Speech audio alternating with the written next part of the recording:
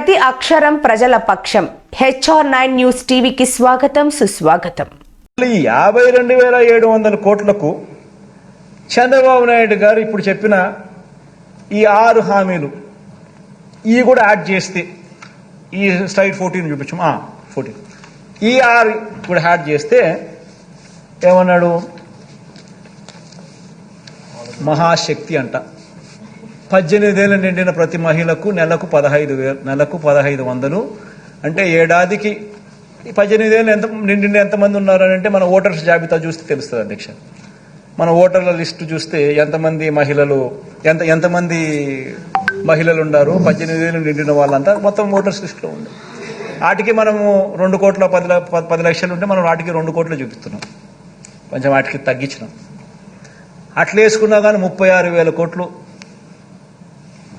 ఈ మహాశక్తికి.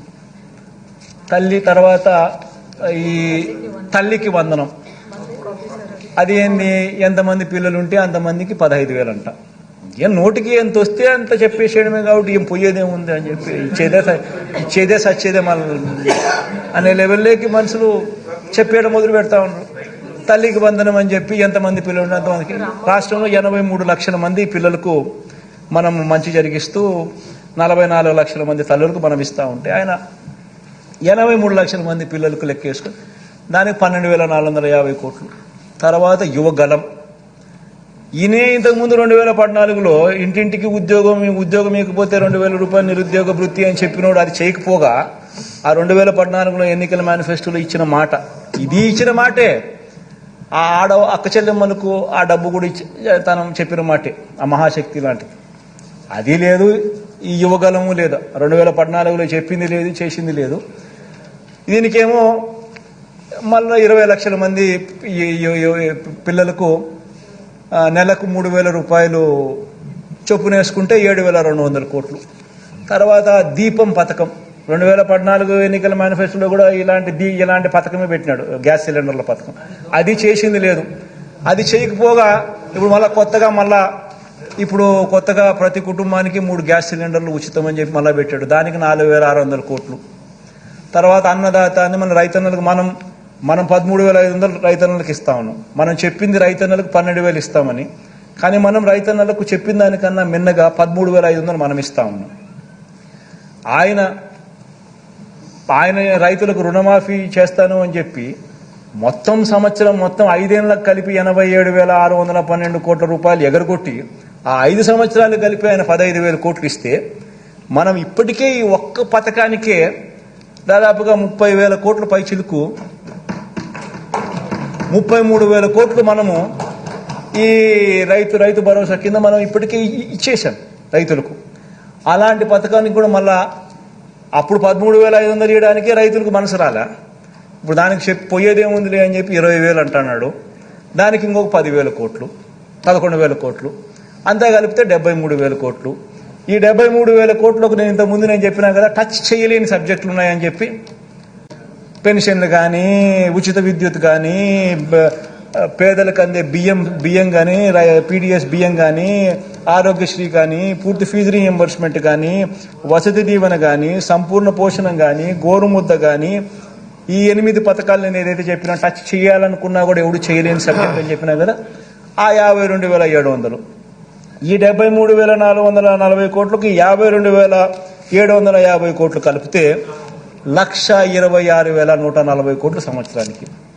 అంటే నేను 70,000 కోట్లు మన ప్రభుత్వం 70,000 కోట్లు చేయడానికే నిజంగా కింద మీద పడతా ఉన్నాం. గవర్నెన్స్లో ఎప్పుడూ జరగని మార్పులు తీసుకొచ్చినాం. కరప్షన్ అనేది ఎక్కడ లేకుండా చేసినాం, పూర్తిగా స్ట్రీమ్లైన్ చేసినాం, చిత్తశుద్ధి చూపిస్తూ ఉన్నాం, నిబద్ధతతో చేస్తూ ఉన్నాం.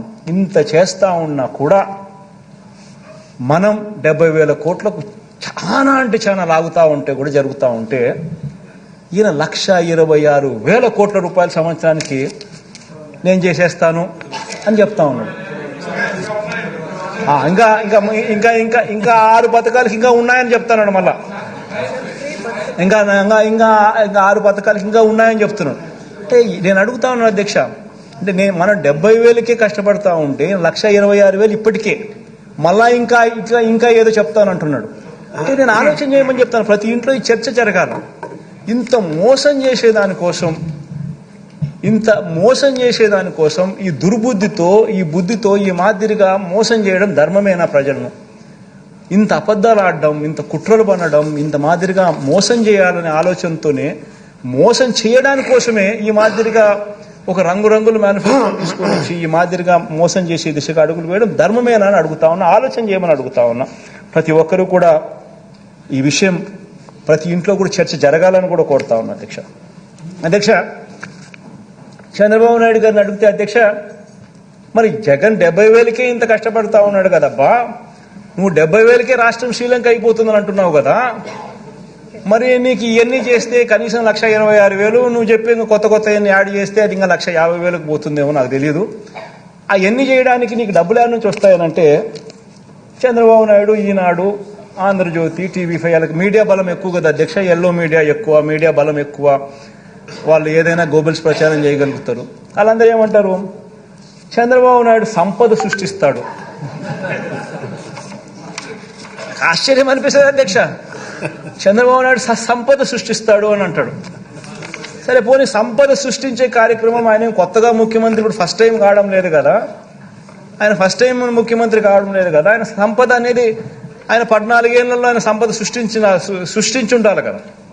సో 3 సార్లు ఆయన ముఖ్యమంత్రి అయినాడు. సో 3 సార్లు ఆయన ముఖ్యమంత్రి గతంలో పనిచేసినప్పుడు ఆ గత ట్రాక్ రికార్డులో ఏ మేరకు ఆయన సంపద సృష్టించినాడు అని కూడా ఒకసారి చూస్తాం అధ్యక్ష. ఎందుకంటే ప్రజలందరికీ కూడా ఈ సభ ద్వారా ప్రజలందరూ కూడా ఇదంతా కూడా చూడాలి.